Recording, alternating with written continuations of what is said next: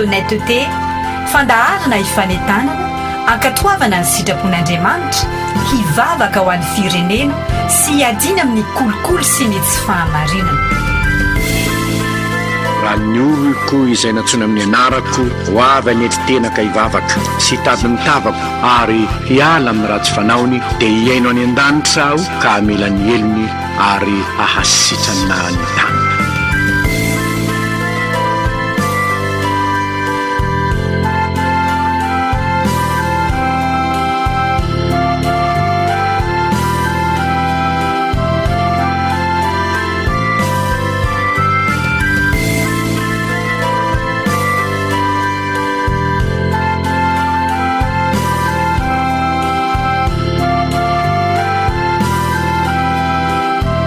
soratra masina ny fahamarinana manandratra ny firenena oabolana toko 710 andiny fatelo amin'ny efapolo.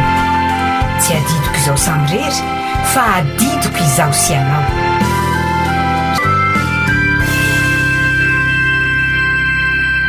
Ry havana miarabanao amin'ny anaran'ny tompontsika ary manonona aminao ny fahasoavana sy ny fiadanana avy amin'Andriamanitra raintsika sy Jesosy Kristy tompontsika.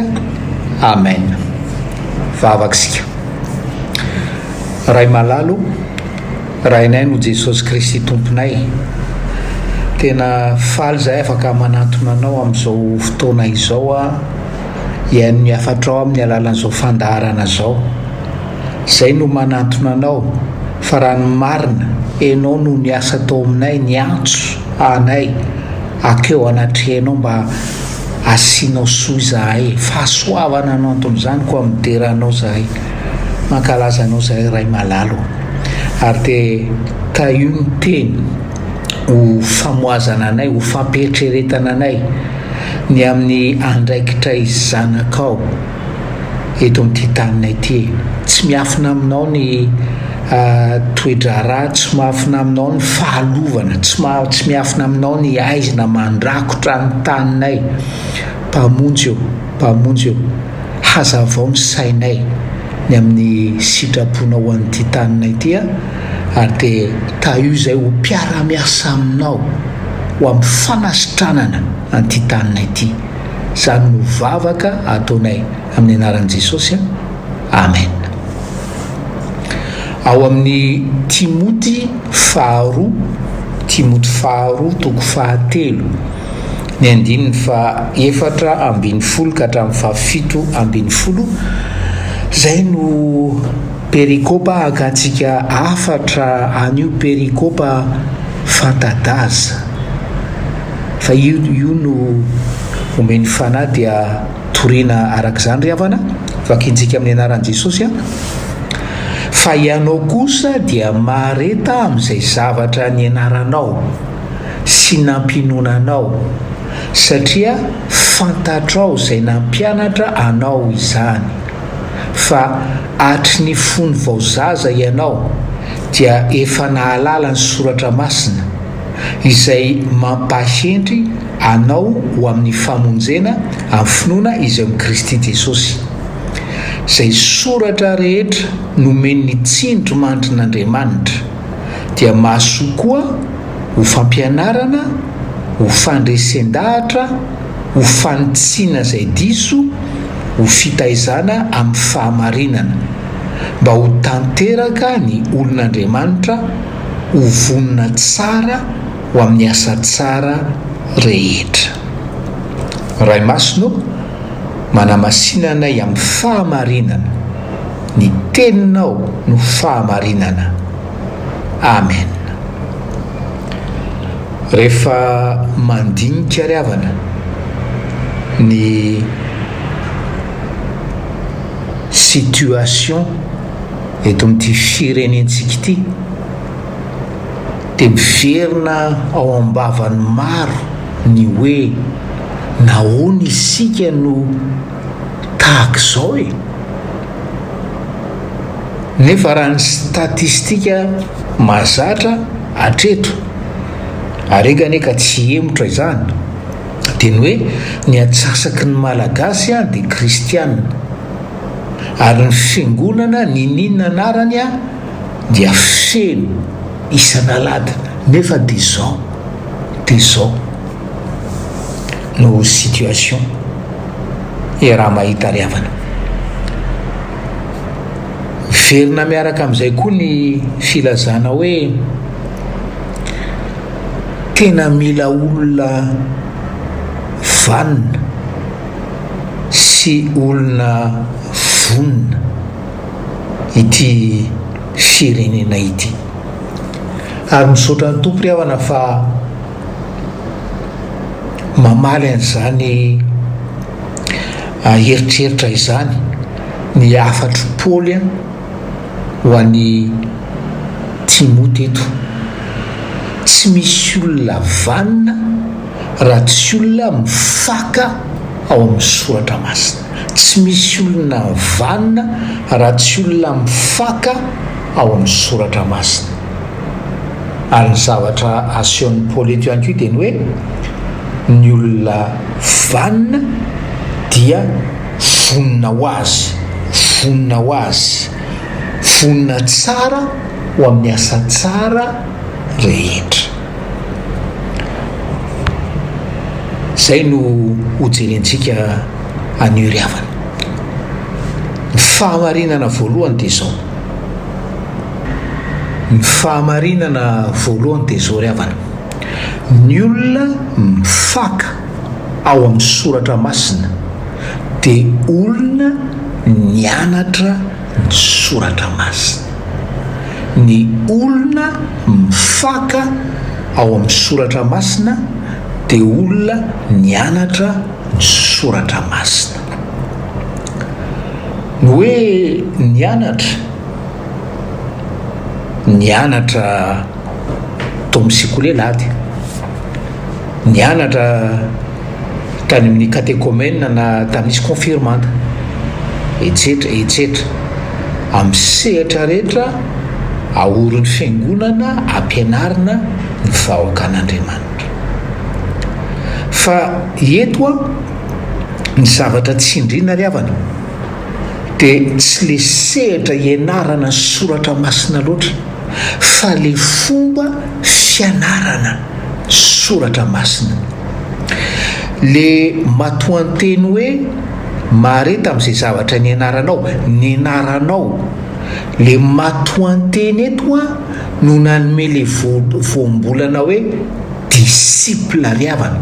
Rehefa miteny Jesosy ary amin'ny Matthieu 7:20 mandehana dia ataovy mpianatra ny firenena rehetra, ataovy disciple ny firenena rehetra, dia ray tarika amin'izany ty voambolana hoe nianaranao ty. Zany hoe ty fahamarinana voalohany ty zany dia azo fitinana tahak'izao hoe ny olona mamaka ao amin'ny soratra masina dia olona nianatra ny soratra masina tahaka ny mpianatra na tahaka ny disciple. Efa hatrany amin'ny Isaia riavana ny tompo no misarika ny saintsika ho amin'izany eny nataloha aza fa ndeha jerentsika ny Isaia 50:9. Hoy Isaia amin'ny anaran'i Jesosy: eny ampandrenesiny ny sofiko hiaino tahaka ny efa mahay. Dia hoy ny dikateny second, le teny frantsay second hoe il éveille mon oreille pour que j'écoute à la manière des disciples.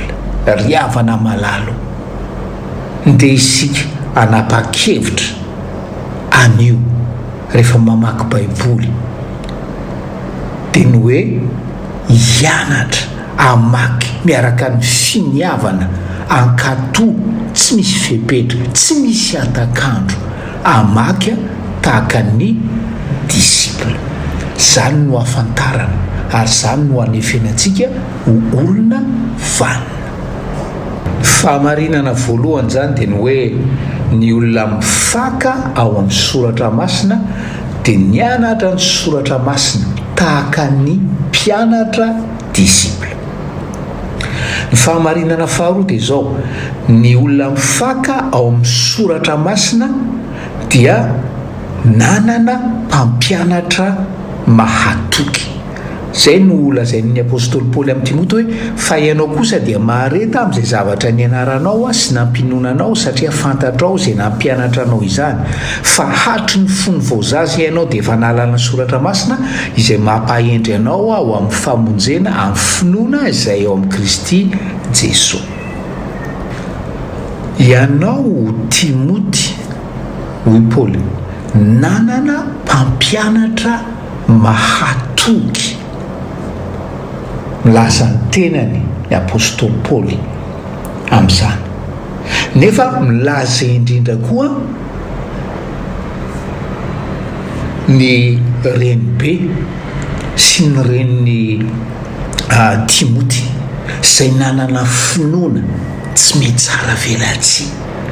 Inona ry havana no isary ny tompony saintsika amin'izao andro an'izao? Pisarika ny saintsika izy amin'ny andraikitsika ray aman-dreny, raibe sy renibe, amin'ny fitaizana ny zanatsika, ny taranakitsika ao amin'ny soratra masina. Matoa vanina taranakitsika dia satria naka fotoantsika niny hampianatra azy ny soratra masina. Billy Graham mariavana, ilay evanjelistra malaza be, tsy vitany hoe nalaza fa teny hoe mahatoky. Nataona olona tapitrisany vitsivitsy maromaro ho an'ny tompo. Dia niteny hoe ny andro tokony ny zavatra nianarako, ny andro tokony ny zavatra nianarako, dia nianarako teo ampifon'ny mamanay. Engany havana, mba hateny an'izany ny zanakitsika rehefa miresaka antsika ray aman-dreny, miresaka antsika raibe sy renibe. Tena hoe manasongadina ny andraikitry ny ray aman-dreny amin'ny fitaizana ara-panahy, ny tokantrano, ny ankonany, ny soratra masina ry havana. Eo ny pastera sy ny pastora mopera presbitera, fa ny ray mpianakaviana omban'ny renim-pianakaviana no pastera, mpitaiza, mpanabe ny ankonana ry havana. Misy fanekena atao eo amin'ny batisa atao amina fiangonana anankiray hoe rehefa manolotra ny zanany atao batisa ny ray aman-dreny dia hoe ekenareo ve ny hijoro na amin'ny teny na amin'ny asa ho mpanompon'Andriamanitra mahatoky mba hahatonga anareo ho fianarana ho an'ity zazy ity amin'ny androm-piainanareo rehetra. Sika ray aman-dreny ry havana no tafon'ny zanatsika ka mahatonga atsika hoe ho fianarana ho azy, ho fianarana ao amin'inona, ho fianarana hahatonga azy mpanompon'Andriamanitra mahatoky. Tsy hoe hahatonga azy mpanompon'Andriamanitra be dia be mpanompon'Andriamanitra ry havana, fa hahatonga azy mpanompon'Andriamanitra mahatoky. Izany no ampatsahiny tompo atsika amin'izao andro an'izao.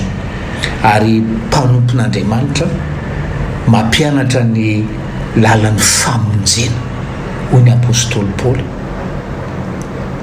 mampatsiahy ny zanatsika ary mampiseho amin'ny fiainantsika hoe sika rehetra, ny olombelona rehetra dia mpanota. Zany nambaran'ny soratra masina. Zany ny dingana voalohany amin'ny atao lalan'ny famonjena, le chemin du salut. Ary satria mpanota daholo izy rehetra dia hoe fahafatesana ny tambony ota.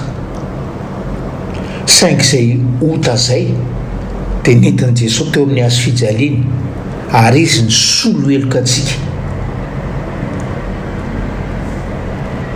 Ka ny fahafatesana tokony hiaritra amintsika dia niaritra taminy.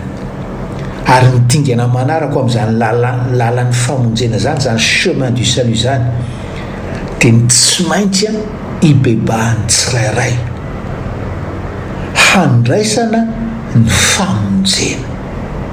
ary azo antoka zany famonjena zany avana. Sambatra ny ray aman-dreny izay hoe mampianatra izany any zanany hatry ny fahazazany ary mampiseho amin'ny fiainana fa hoe ray aman-dreny le zaza io dia mivelona tahaka ny lehilahy sy vehivavy efa voavonjy ary mitombo amin'ny famasinam-piainana, mitombo amin'ny fanavana an' Jesosy. Zany ny olona vanina zany diavanao. Ny olona vanina zany a hitantsika teto dia hoe mifaka ao amin'ny soratra masina. Ka ny olona mifaka ao amin'ny soratra masina dia olona nianatra ny soratra masina tahaka ny mpianatra, tahaka ny disipla. Faharoa, nianatra ny soratra masina tamin'ny mpampianatra mahatoky. Dia eo ny baiboly fa eo indrindraindrindra ny renibe, ny reny, raibe sy renibe, ny raya sy reny. Fahamarinana fahatelo farany avana dia zao: ny olona mifaka ao amin'ny soratra masina dia mahafantatra fa hoe ny soratra masina, ny soratra rehetra dia nomen'ny tsindrimandrin'Andriamanitra, nomen'ny tsindrimandrin'Andriamanitra io baiboly io. Ny tsy fahafantarany maro momba ny tsindrimandrin'Andriamanitra ry havana mahatonga azy ho kamo hamaky baiboly na koa ny fahadiso-kevitra momba ny tsindrimandrin'Andriamanitra.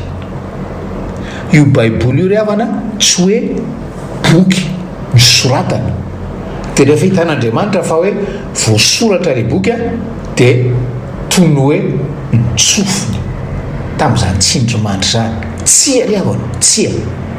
Rehefa miteny ny soratra masina hoe ny soratra rehetra dia nomen'ny tsindrimandrin'Andriamanitra.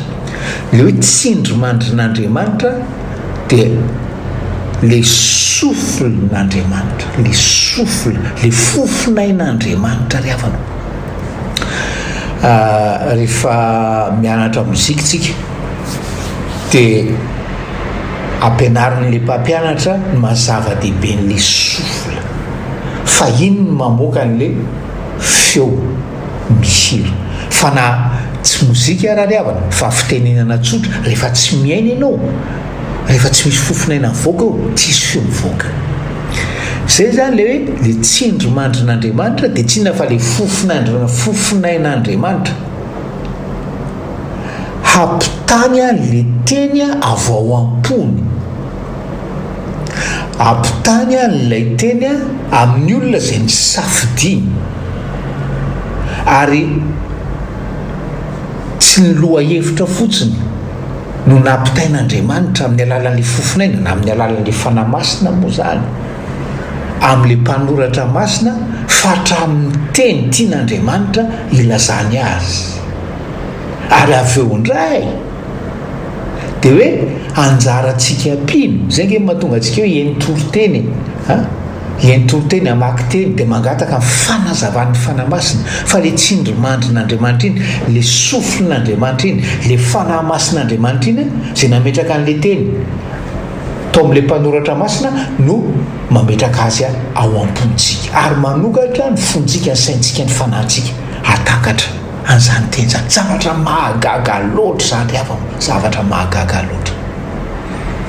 Manomboka an'io ary ataovy zava-dehibe azy, atao hoe fomba vavaka fotsiny, izany hoe mangataka ny fahazavan-tsaina avy amin'ny fanahy masina zany. Aza atao fombafomba mpivavahana fotsiny, fombafomba mahazatra fotsiny hoe angataka ny fanahy masina, fa hoe aoka ny fanahy masina amelona an'le teny, ametraka an'le teny ary amelona an'le teny ao am-ponao sy ao amin'ny fanahinao dia tena hoe ahita zava-mahagaga ao amin'ny tenin'Andriamanitra tokoa ianao. Dia hatanteraka ny asa izay anirahany azy, anirahan'Andriamanitra azy izany tenin'Andriamanitra zany ho fampianarana, ampianarana antsika hoe tena misy zany lanitra zany, ary ampianarana antsika lalana mankany amin'izany lanitra zany. ho fandresen-dahatra manarak'izany ny apôstôly paoly. Le fandresen-dahatra eto ranomarina le teny grika dia hoe réfuté, misy fampianaran-diso toerina ohatran'izany hoe fampianarana momba ny homosexualité, fampianarana momba ny théologie de la prospérité, fampianarana momba ny théologie de la santé. Hoe raha tena zanak'Andriamanitra ianao tsy marary, raha tena zanak'Andriamanitra ianao manan-karena, mila réfuté an'izany ry havanao. Ary le teny izay nomeny tsindrimandrin'Andriamanitra afaka manao an'izany. Ho fanitsiana ihany koa, ho fanitsiana izay diso. Rehefa mandeha tsika amina ho any amina destination anankiray ry havana, dia mety hoe misy salasalana eny an-dalana, dia indraindray sady diso lalana, zay le fanitsiana eto. Dia hoe correction le izy, mila ahitsy le lalana mba ho toto somatsara any fitodiana zay no kendreny. Ary farany rehefa miteny Paoly hoe mahasoa fampianarana, hitantsika teo mahasoa fandresen-dahatra, mahasoa fanitsiana zay diso, mahasoa ho fitaizana amin'ny fahamarinana, fanabeazana amin'ny fahamarinana. Ry havanao, ny olona mifaka amin'ny tenin'Andriamanitra, ny olona mianatra ny tenin'Andriamanitra tahaka ny mpianatra disipla, ny olona nanana mpampianatra mahatoky, zany ihany ny olona afaka mitombo amin'ny fahamarinana. Izany hoe toetra ahitana fahamarinana zany tsy toetra voajanahary zany, zany nombaran'ny apôstôly Paoly eto. Ary dia rehefa zay ny tanteraka, reo fahamarinana reo ny tanteraka, vanona le olona, tanteraka ny olon'Andriamanitra, ary dia hoe vonona tsara ho amin'ny asa tsara rehetra. Ry havanao, raha mahita ny aizina manarina ny titantsika ity, ary ny lohalarana amin'izany dia ny aiziny kolikoly, mazava be zany. Fa maro koa ny zavatra hafa manamaizina ny titantsika ity. Mitady olona vanona sy vonona ny tompo ry havanao, tena hoe hitsangana, hijoro, ho fahazavana handroakan'izany aizina zany, ho fankalazana ny voninahitry ny raintsika. Fa zao koa ry havanao, zao koa rehefa tsy joro ange ianao rehefa tsy joro ange isika hiamaizina ange ty tany ty, dia tany toinina, Madagasikara toinina no avelantsika holovain'ny zanantsika, ny taranantsika, ho zakan'ny saintsika ve zany. Tady olona vanina, tady olona vonina ny tompo ry havanao, aok'izay ny fisalasalana, aok'izay ny fampilafilana miandry anao ny tompo. Meteza ho tefeny olona vanina sy vonina mitsangana ho aminao ny fahasoavan'ny tompo, ary ho an'Andriamanitra irereneny voninahitra. Amen. Vavaka sika ry havana. Ray malalo, raha ny aino Jesosy Kristy tomponay, misaotra anao zahay zanakao, no ny famindram-ponao, no ny faharom-ponao aminay. Ndretsay tompo mandre ny antsonao, dia manaiky ny rahanao, fahalohany an'ny rahanao anay volavolao aloha zahay, be azo aloha zahay, ary ataovy tokoa olona vanina, dia olona ho tanteraka, olona ho vonina amin'ny asa tsara rehetra. Ary dia ianao no omba anay amin'izay lalana rehetra hampandehananao anay, amin'ny andraikitra fanasitranana ty taninay ty, amin'izay rehetra aretina mandoza azy, ary tononay voalohany kolokolo mpamonjy eo. Zany no vavaka ataonay ny anaran'i Jesosy. Amen. Hoy ny soratra masina, ny fahamarinana manandratra ny firenena, ho abolana 240 andiny 720. Tsy adidiko izao samy rery, fa adidiko izaho sy anao. Mbola vonina nasitrana ny tanitsika ny tompo, mitady mpiara-miasa izy, ateveno ny chaîne fa ny fikambanana no hery, midira ho mpikambana, tsy dio ny pejy facebook chaîne donetité sy ny tranokala 3w chaînedonetité.mg renareo teo ny fandaharana chaîne donetité